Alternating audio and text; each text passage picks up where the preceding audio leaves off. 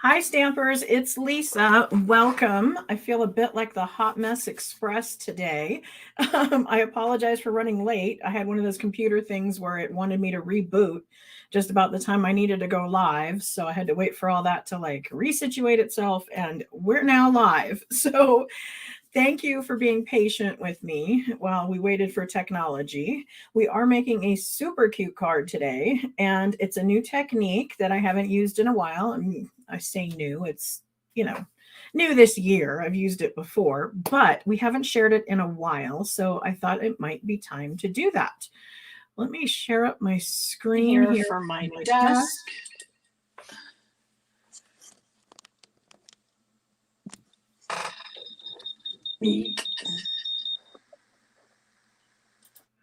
Needed to mute that other camera. That's a step I missed. Okay, so there's my desk. Let's move it up closer. Okay, so this is the card we're making. And if I can get some light to shine on it, you can see where it's been dry embossed, but I added some color to it. And then I used the glow in the dark paper as the star. And so that lights up, which is really pretty. So I'm going to do that first because once we start playing with the ink on the embossing folder, I'm going to need to go wash them. So let's cut out our star first. We're doing a little bit backwards. Okay, so what I'm going to do is use my hybrid embossing folder, which is part of the Stars at Night bundle, which is part of the Oh Holy Night suite. So it is a hybrid embossing folder in that you can cut and emboss in one pass through your machine. What I would do is set this up over here, and it kind of like snaps in place. Did I freeze? There we go. And then we're going to put our paper down and we're going to run it through the machine. It will cut and emboss both. We want to pay attention, though, that this is the part where it's indented down. So this is the part that's going to pop out. So it's going to push from this side going that way. So because I want this, the popped up part to be the glow in the dark, I'm going to pay attention to how I'm putting in my paper. So this is kind of the textured side that I'm putting up. So most times with cardstock, you don't really need to pay attention, but if it's something that has, you know, a right and a wrong side, you want to pay attention. So let's bring in, I need the bigger machine.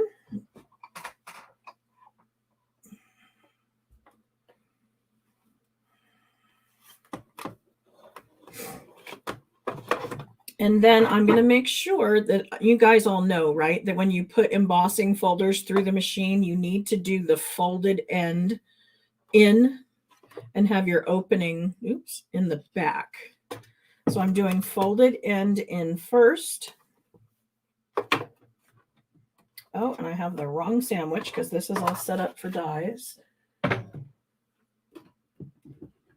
Okay.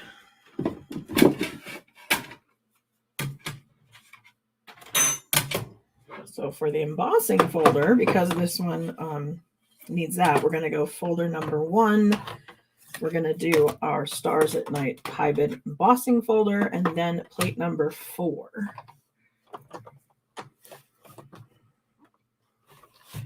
And that's on the wrong side for me. Now that winter has hit, my shoulder is acting up again. Something about the cold weather that's made my shoulder go back to hurting really bad. So we'll crank with the other side.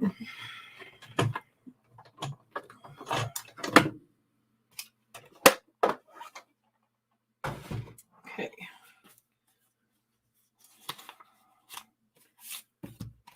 So like I said, it's going to cut and emboss. So it went ahead and did both. You can see it's dry embossed, and then those pieces cut out. So how fun is that? Now, I did the entire sheet, and I don't know, I may do something with it, like maybe insert colored stars, maybe gold into there. I don't know. But if you're worried about wasting paper, because this was a whole sheet of 6 by 6, and maybe this isn't the best use of all of that, what you may want to do is cut your paper down to size and then set it in there carefully to be only cutting out the one star, not the whole 6 by 6 sheet.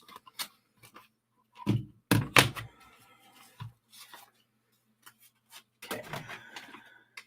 Oh, and we still need this part.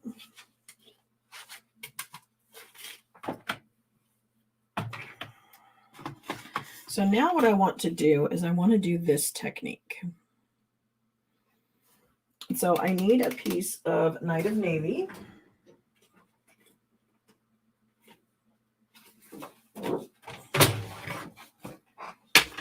I'm going to do that for my card base and for my layer. So it's kind of a monochromatic card. That's what we call it when it's all the same color. Well, basically the same color and a neutral.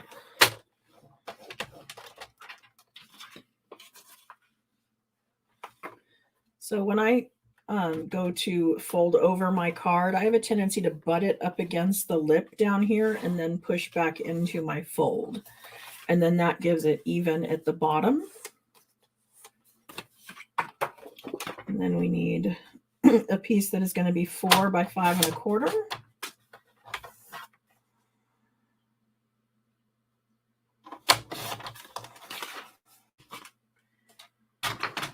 And then I'm going to get my Night of Navy ink pad.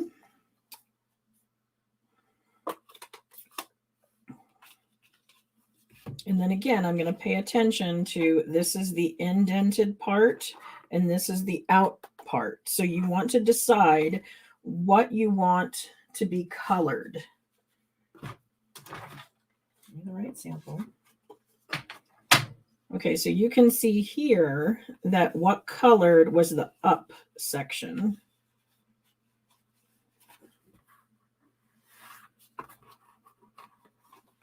So this is all raised, and the raised parts is what's going to get the ink.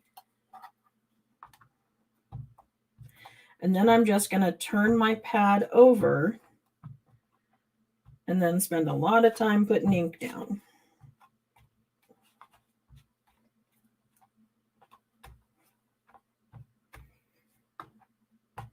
I want this to be fairly heavy on the ink, so I am pressing down on it. This might be a good thing to do multiple cards of, because once you have it inked up and you've used that much ink, it might be good to run it through a few times and get several of these, and then maybe just set them aside that you can use on another card later, because it is quite a bit of ink. And I'm always trying to tell you how to make the most out of your supplies. Okay, then I'm going to set this down, and I'm kind of going to pay attention to, I want that star centered in the middle. That's why this one is smaller, because I didn't pay attention, and I actually had to cut some off of this side and off the bottom, I think it was, because my star was kind of shoved over to the side. So the next time I did it, I paid attention that this is my center, and that's where I want my paper. And I'm going to hold it there and close it, because I don't really want it to shift around a whole lot. I want it to just one cup or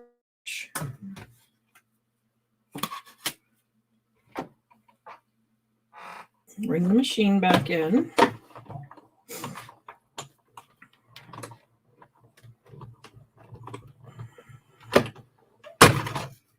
Run that through.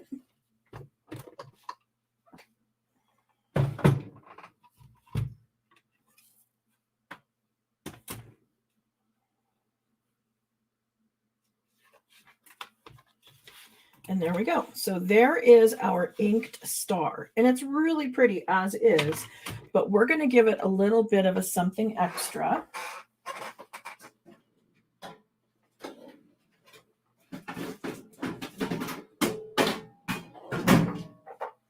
So sorry, reaching over into my drawer, I have this, I guess it's a embroidery floss organizer. And then I have all my little sponges. Remember when we had those round sponges that Stampin' Up sold? I cut them into multiple pieces. I think it was 6. Yeah, it must have been 6 out of each sponge. And made these, and then took the little tag topper we had at the time and made one for each color. So I should have a Night of Navy. Yep. Now, if you don't have these sponges, you could use sponge daubers, or what I did on that one, I actually used the blending brushes. But I used blending brushes a lot. So I was trying to come up with something different. If you don't have the blending brushes, you can use this. But I'm just going to give it some texture along the edges.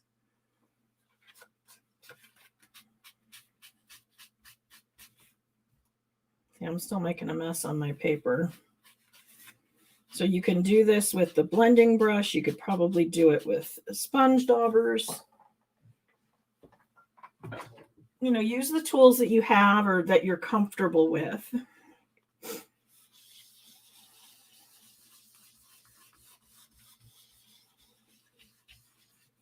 See, so that may have made it a little darker because I did the sponge down here and I did the blending brush up here.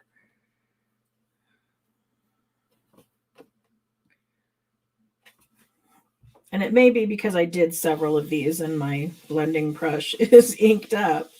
I have quite a few of them. I have a tendency to keep one for kind of each color or type of color. This is obviously a dark blue. I have another one that's a lighter blue.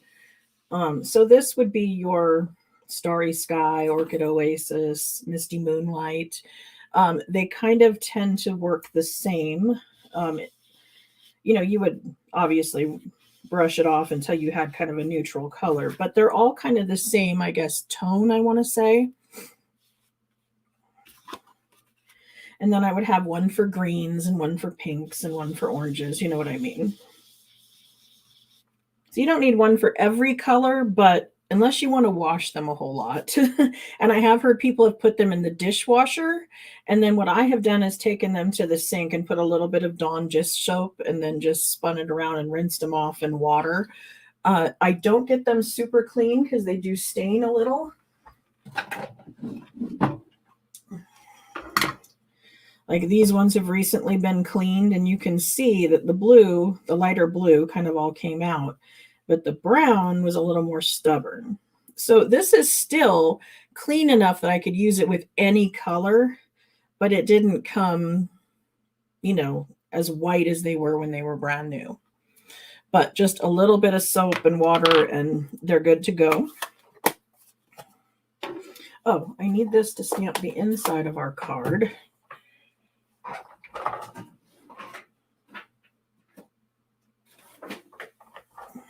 I'm like totally not prepared today. Kind of a mini crisis earlier today. So it's got me all off kinker, and then my computer needing to restart was just like the icing on the cake. Okay, so here we go. This is a clear folder or clear envelope that I stuck to the inside, and all my loose pieces are just shoved in there. I find I'm more likely to use them if they are stored with the stamp set. So when I open it up, I know if I already have something or not.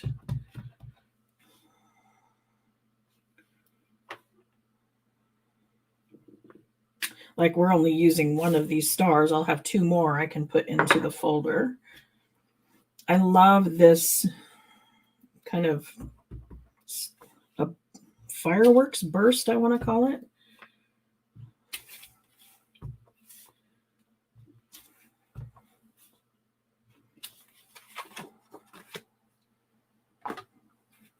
Okay, so now we have an inside. Thank you to those of you who are putting in hashtag prize patrol. If you do that while we are live, that is your chance to get entered into the drawing, and somebody is going to win today's card to have it mailed to them. as kind of your prize for watching me live.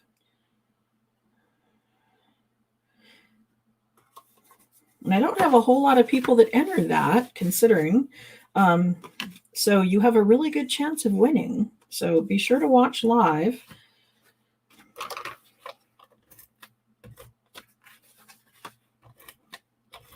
And then I, of course, always appreciate it when you guys give comments and thumbs up and likes and all that good stuff. And especially when you share, that tells the algorithm that I'm worth watching, and they will share it with others. Someone's over on Facebook just said Prize Patrol, but apparently you haven't given StreamYard permission to use your name. In the post on Facebook, in the description, is a little link that you have to click on to tell StreamYard it's okay to show me your name over here. For some reason, YouTube doesn't require that, but Facebook does. And so it's just showing up as Facebook user. I apologize for that. Usually you only have to do it once per device, assuming you don't clear cookies or anything like that in between. Thank you, Connie, for pointing out somebody had a little bit of a goof on not entering the entire hashtag thing. Here, Robin has a space in the middle, and I guess Helene forgot to put the pound sign in front of it. So just checking for comments. And I love it that you guys help each other out. That is so cool. Stampers are just nice people, don't you think? Lots of talk about the weather. Reno probably going to have snow.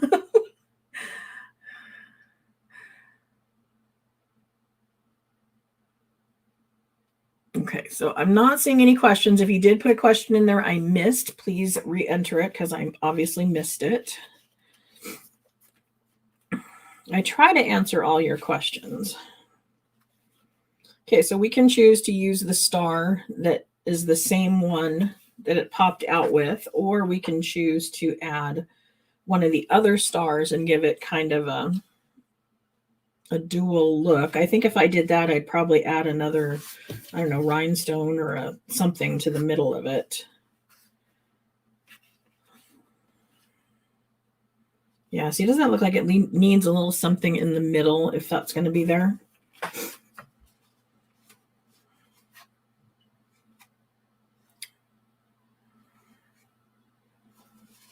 Okay. So now what I want to do is adhere this onto here. So I need my adhesive. I'm going to do this with a sticky adhesive. I don't know that I would do it with liquid glue. So either glue dots or seal, something that's going to give it a little more stick. And then I'm going to place it right over the top.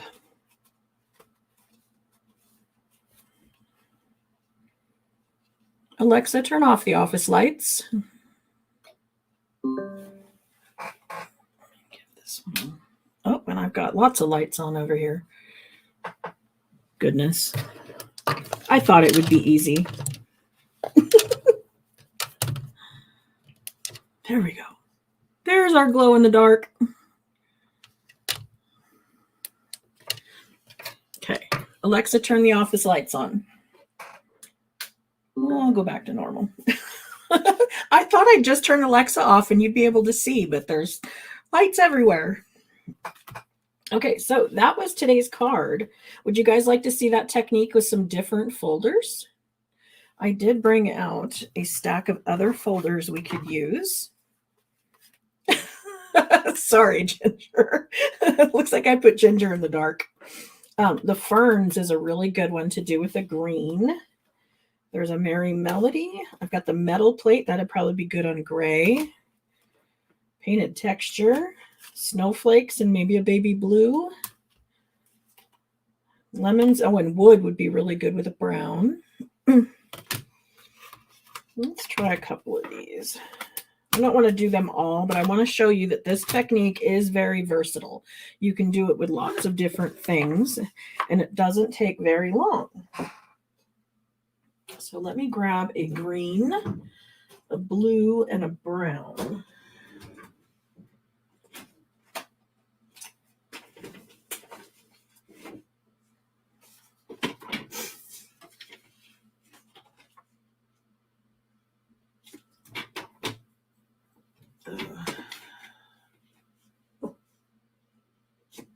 Let's see.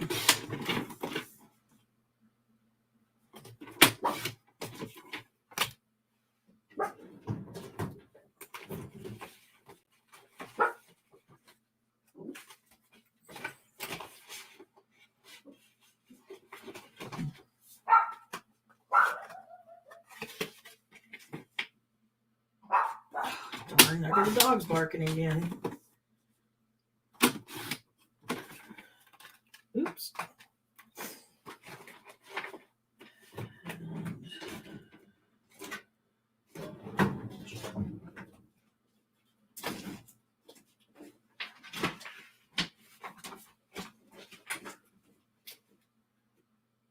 Sorry, I'm working as quickly as I can over here.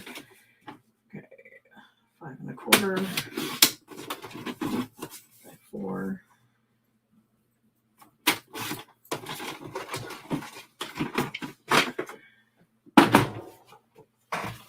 Okay.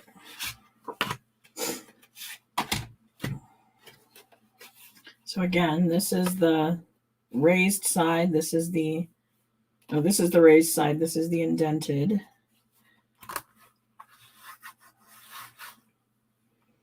And it's going to look different, based on what side you ink.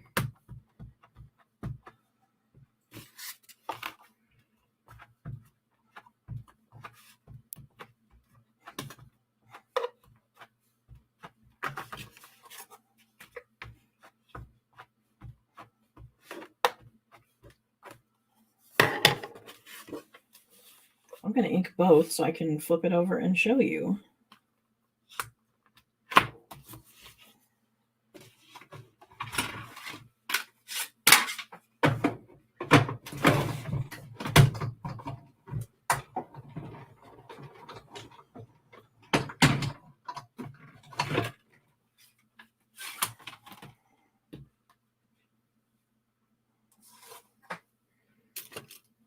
Okay, so this inked the raised side. Or no, that's the indented side.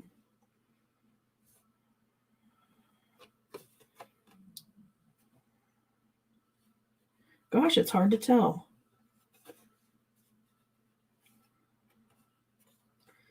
Okay, this has ink down there. So this is the reverse side. Oh, and yeah, see, it's inked inside the leaves. So this is the side where it indented in. This is the side where it indented out. So this has ink in the background. This has ink inside the leaves. But really pretty look. It's going to be more subtle on the snowflakes because they're not as tight together. Come on.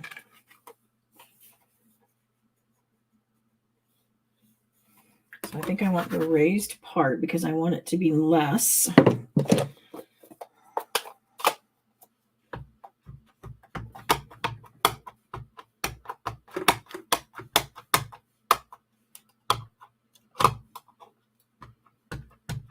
Oh, okay, I guess I'd have to be gentle because as you can see here, it's getting it down in there where I really didn't want it. But up here, it's going to be really good because that only got the raised parts. So I guess I pressed a little too hard. See, we're learning things all over the place.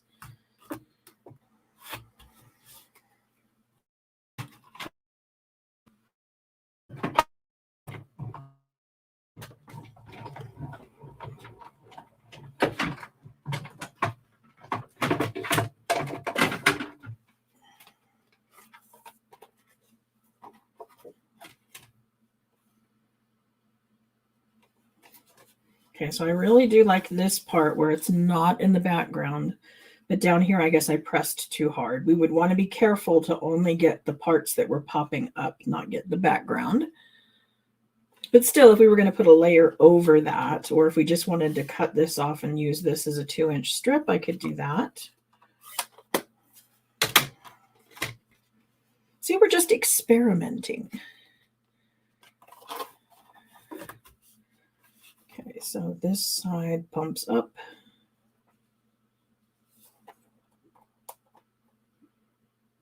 That's going to go down into.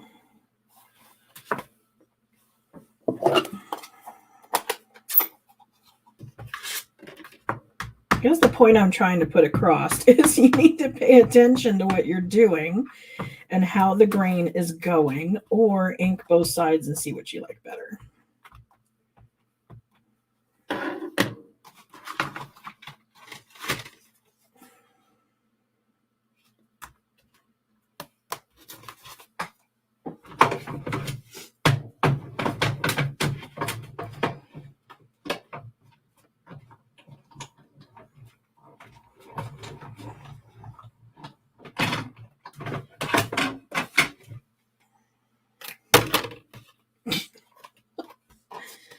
There we go. Okay, so this time it got the ink down into the grooves. And on this side, it's, gosh, it's hard to tell. Guess it is kind of popped up on the raised parts. I like them both. I probably like this one better, but they both came out really pretty. I think that'd make a great background. I think we did that on the, it was the Hey Chuck stamp set. We did a chicken coop kind of look, and we did that with this technique. I'm remembering that now. But anyway, this was today's card. It's our really pretty glow-in-the-dark Christmas card with the raised star. So I hope you found this useful and that you get to play around and experiment a little bit with it. See, my lights are all goofy now. It works with any of the folders, just different techniques will pop out. See, this is another hybrid embossing folder. This is our lemons. It could be, well, I want to say lemons, but it's any kind of citrus, depending on the color. If it was, you know, granny apple green, they'd be limes. If it was, you know, daffodil delight, they'd be lemons. Pumpkin pie, they'd be oranges. But this technique would work really well on that as well. So play around with your stuff. I love it when you buy from me, but I love it more when you use it. And then share your pictures with me, because we all gain inspiration from each other, and sharing is caring, right? So everybody should have entered in hashtag prize patrol by now, all run together as one word, no spaces, and we'll give the wheel a spin.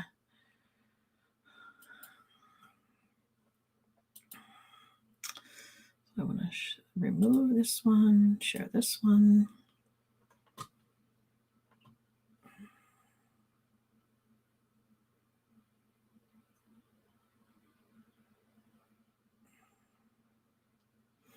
Okay. Looks like somebody asked for the snowflakes and we did it. So yay. Our lesson was we need to be very careful when applying the ink on the snow where it's very light, because we don't want to press too hard and have it go into the background, because that was not my intent when we did that. Okay. Ready to spin.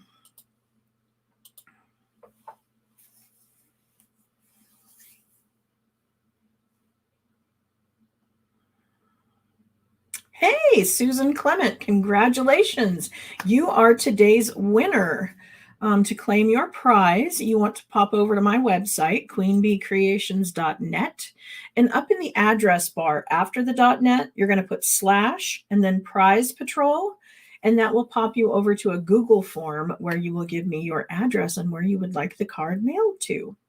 So congratulations, Susan, you are today's winner. I will be back live on Monday at 2:30 with another live to share with you. So make sure you pop on over to my store and check out the new products.